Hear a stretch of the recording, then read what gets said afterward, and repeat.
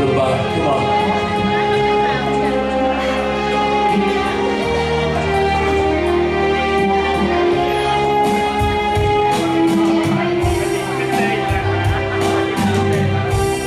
Chuyện tình yêu đôi ta ngày đó tuyệt nhiên hơn.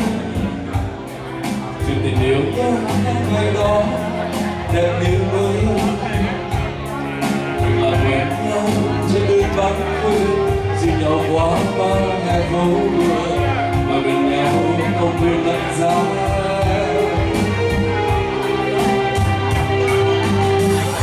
Chuyện tình yêu đôi ta ngày đó đầy mong mơ. Chuyện tình yêu đôi ta ngày đó giờ yêu thương. Rồi trần gian thêm thang chỉ có ta, mình cho nhau yêu đương rồi xót xa, rồi chia ly rồi đến phôi pha. Đến bây giờ anh đã là cánh trắng trên bay sâu trên trời. Đến bây giờ anh đã là bóng giá cô liêu trong ngập ngùi. Đến bây giờ anh xóa tình cũ. Đến bây giờ em vẫn buồn nhớ. Đến bây giờ em hóa từng đắng. Đứng khiêu đôi trong năm đợi chờ.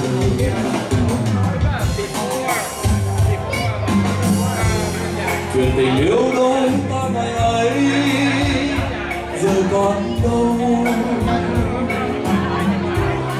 Chuyện tình yêu đôi ta ngày ấy thành thương đau. Một mình em lang thang đường phố về, tìm anh trong công viên đầy gió mưa. Kỷ niệm mới đành chết trong em.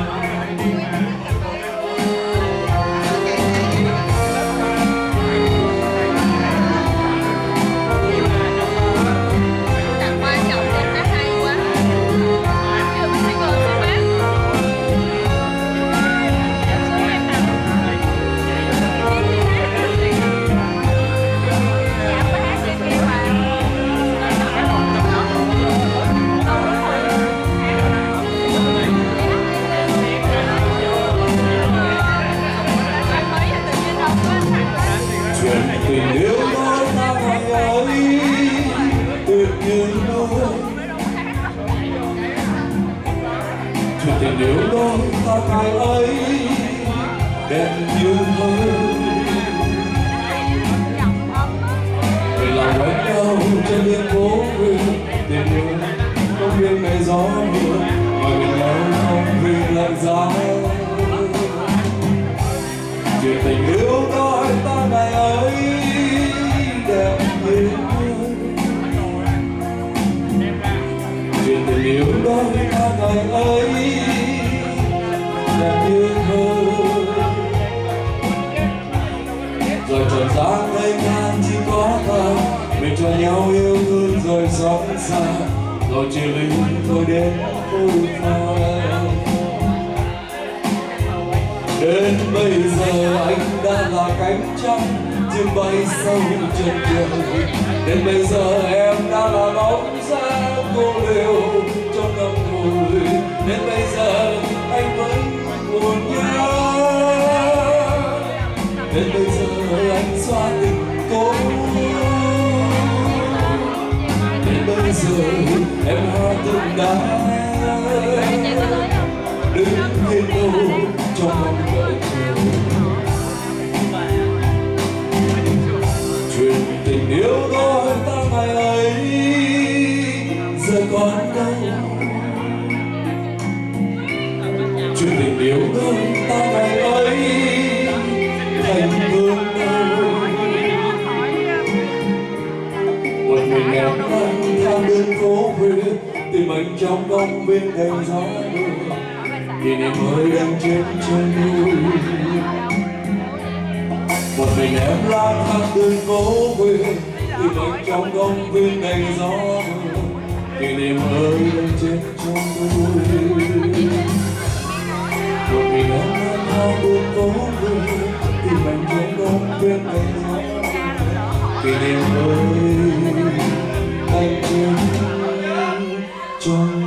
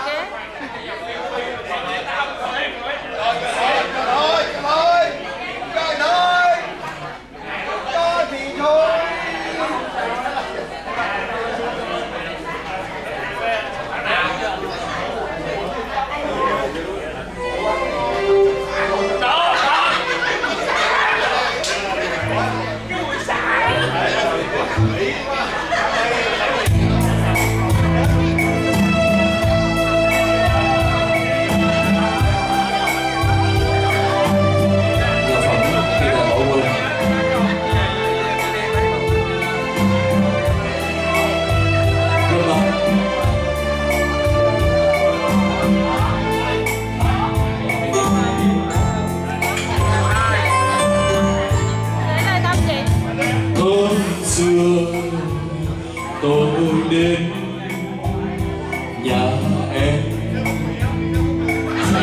về mới nhớ rằng quên cái nào tình ta tiếc thương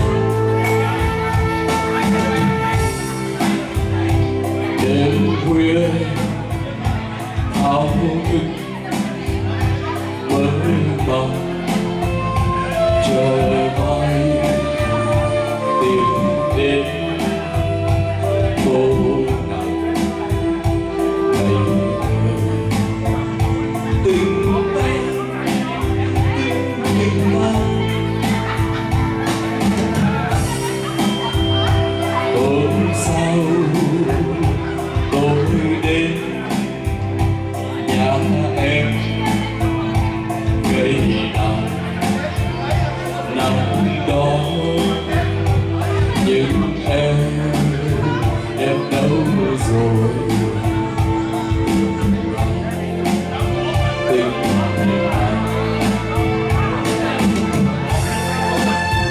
vòng qua trên phim tươi cười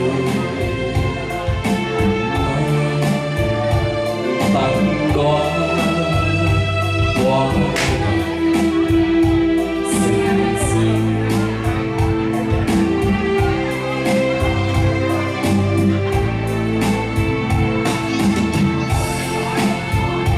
tôi đang đeo cây đàn tình tang đem về say đắm. Tôi đang đeo hoa vàng tình tang đem về nhớ người hay nhớ tình ta nàng ơi hãy cố gieo tiếng vàng hãy cố gieo nỗi hoàng lên đường lên viết thương.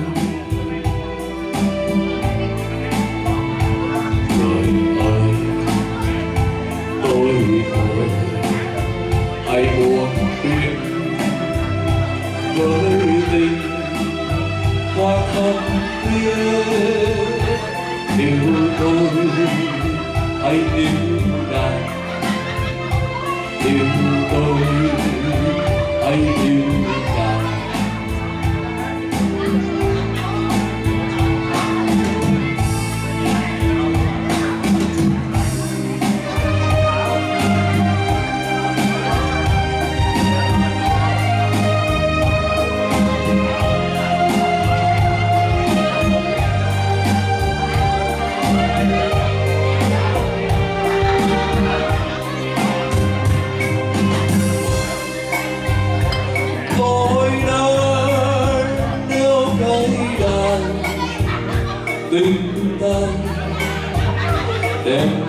về say đắm tôi ngất ngỡ hoa vàng tình ta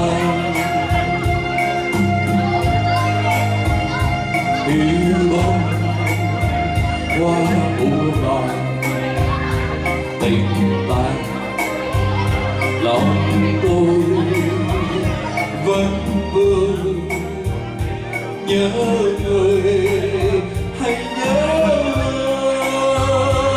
tình ta ngàn ơi hãy cố lên tim hãy cố gieo nỗi hoài lên đường lên nguyên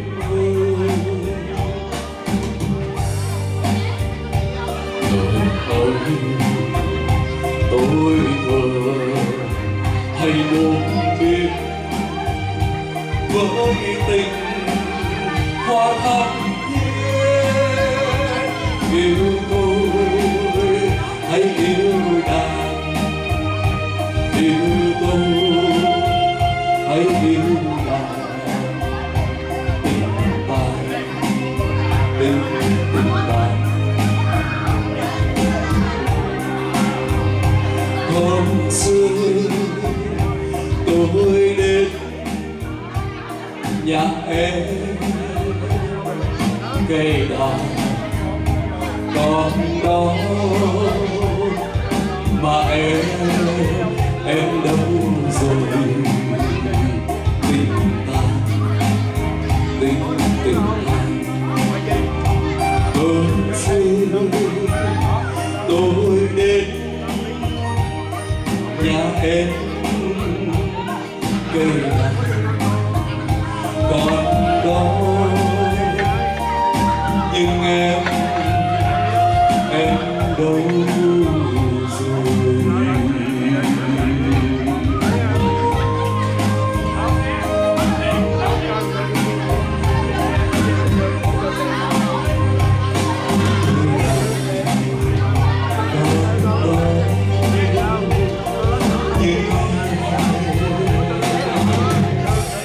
em đâu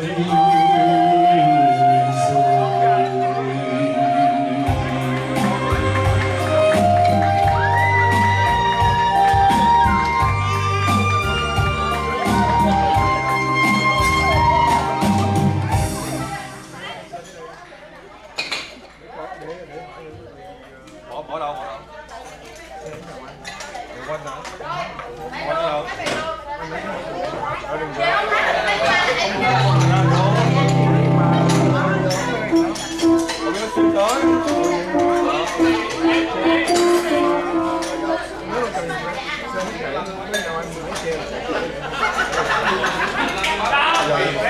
rồi đi quên giá thì bị quên đây luôn rồi